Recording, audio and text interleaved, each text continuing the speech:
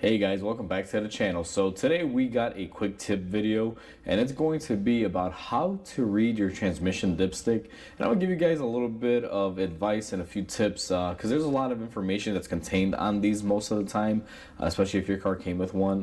You pretty much will have all the information as far as checking your fluid and temperatures and everything with the dipstick already associated with it. So we're going to run through a few things today. Now before we go ahead and do that, guys, if you guys haven't subscribed to the channel, hit the subscribe button down below and definitely smash that like button. It'll definitely help me out here with the channel. With that said, let's go ahead and start on today's video.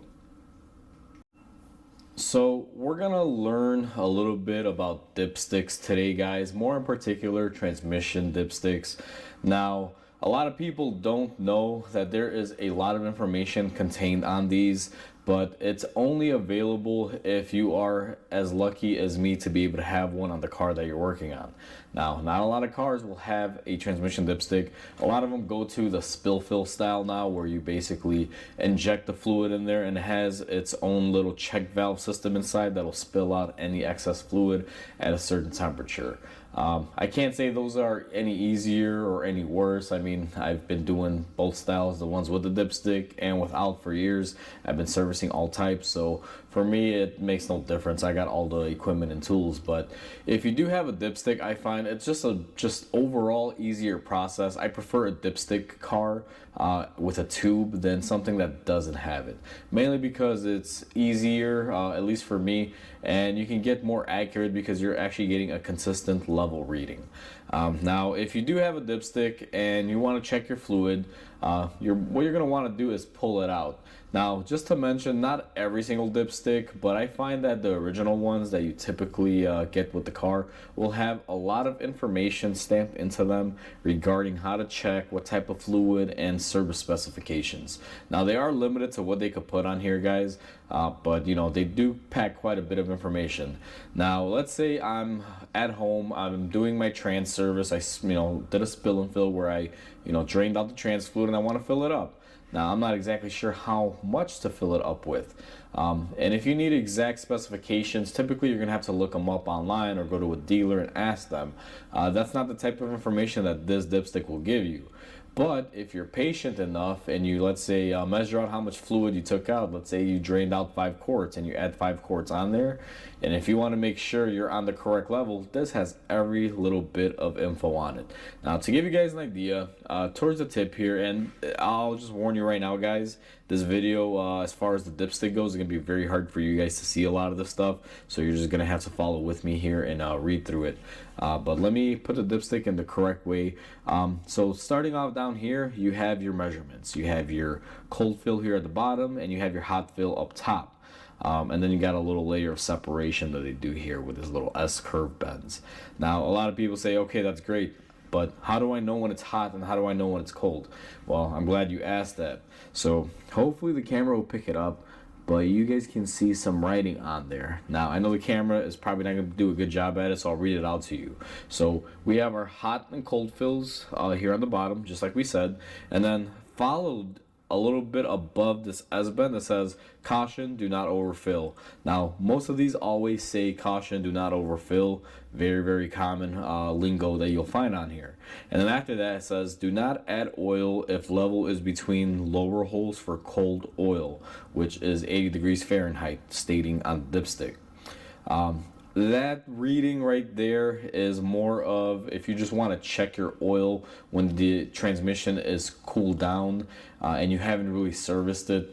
I find that the cold fill for me doesn't quite do it. And the main reason for this, guys, why you want to check your transmission when it's hot, especially if you've done a service to it or you've had to add oil, is because you want to make sure you got enough oil when it's at its operating peak. It's great if it says it's full when it's cold, but a lot of things can attribute to this. Sometimes, the oil dripping down overnight from the clutch packs, leaking back into the oil pan, causing the oil level to go up, can kind of throw off and distort this cold level reading. So I don't trust it as much. The only time I would do a cold check is if I'm just checking my transmission fluid to see if it's good and not leaked out or anything. But even then, if I'm looking for a leak, I'm probably checking out underneath and visually looking for it. But it's just a good indicator if your trans is in good working order and you just want to check on your fluid level and condition. Cold fill can be used for that, but if you do any service, I would not rely on the cold fill. I know a lot of people may disagree with that, but it's just the reality of it. I like to check it when it's at its optimum running temperature and make sure that it has enough to keep everything lubricated when it's at its optimum running temperature, which in this case for this transmission or this dipstick is 180 degrees Fahrenheit. Now, if we go past reading the cold fill remarks on here, it says here, or upper holds hot oil at 180 degrees Fahrenheit. And then followed after that, it actually gives you the spec. It says use Mopar ATF +4, and then they give you the type that the dealer uses. And it also gives me this little bit of information saying idle in neutral. What that information is telling you is that you need to have ATF +4, which is the transmission oil that it takes on there, and the transmission has to reach 180 degrees Fahrenheit for it to be reading on these upper hot marks. And it's telling you that it has to be in between the marks. It's not stating over or under. In between is where it's referring it. And it's also giving you the key bit of information saying when you're checking this fluid, leave it idling in neutral. Now, the part of this that is very difficult for a lot of people, especially if you're trying to check it hot, guys, is the fact that you're going to need a pretty nifty scanner to be able to do that. A lot of these quick scanners that you may buy at your parts store for like $30-$40 sometimes don't give you, transmission temperatures. You're going to need a pretty, specialized scanner or more of a commercial style scanner that a mechanic would use. Although there are a lot of them on, Amazon and places like that that will be able to read it for a fraction of the price of a scanner that I have.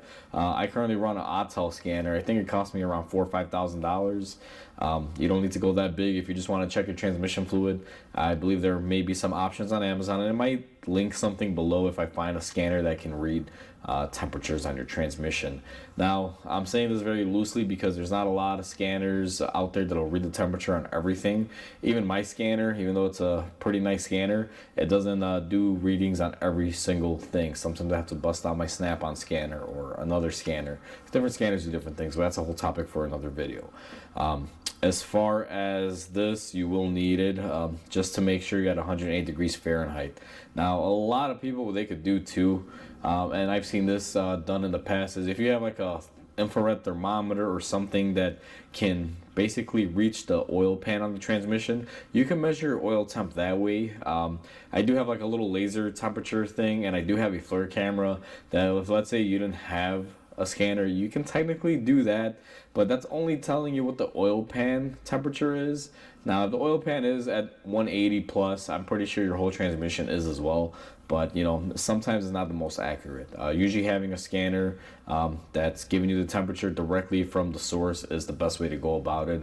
And in case you guys are wondering, this dipstick does belong to this Jeep behind me. And this particular Jeep, it's actually kind of nice. They give you two temperature readings. They give you an internal one when the vehicle is in reverse or drive. And then you actually have an overall temperature one. So when we did the transmission service on this Jeep, and a video is going to be coming out soon if it's not out already, we used both of those temperatures to reference the transmission is fully warmed up in order to check our hot fill. That's what kind of prompted me making this video, guys, is just this truck behind me, because I've done videos where I measure transmission oils, and I kind of go over the dipstick readings for that particular car, but I don't give you guys an overall on most dipsticks. And most original factory ones will have information like this written on them. That's why I wanted to make this video to kind of help you guys out there, especially if you're just looking to do a quick service on your car in your garage at home or anything like that. You don't have to go out and search for days or try to buy a subscription or anything to look up info data on your car. It's typically found within these means right here. Now again, this usually applies to original OEM dipsticks. I find that a lot of the original ones have them. If you bought one from a parts store to replace yours, it may or may not have this information. It just varies on if they do it or not. Well, with that said, too, there's also some OEMs that don't supply anything on here either. So it's not always 100%, but for a majority, it'll have it on there. If you have a dipstick, it's always a wise idea. Just clean it off and, read through it, see if there's anything on any of the sides, and always look from the top to the bottom because they kind of will scatter this information on here if they do put it on there. So that's pretty much the video, guys. I don't think I could sit here and talk another 5 or 10 minutes about a dipstick. It's pretty cut and dry and pretty basic. But either way, hopefully this video may help someone out, and that's why I decided to make it. If you guys aren't into this, I can completely understand because no one wants to see someone talk about a transmission dipstick for a couple minutes. But I feel that, the hate that I might get for this video will outweigh, the love I'll get for it when it comes down to someone that really needed to know this information or is just curious about it. So that's how you read a dipstick, guys. Hopefully this video helps some of you out there, and if it's not your style of video, guys, I completely understand, like I mentioned earlier. So please comment, like, and subscribe. It definitely will help the channel grow, guys. Hope you guys have a wonderful day, and I'll catch you guys on the next video.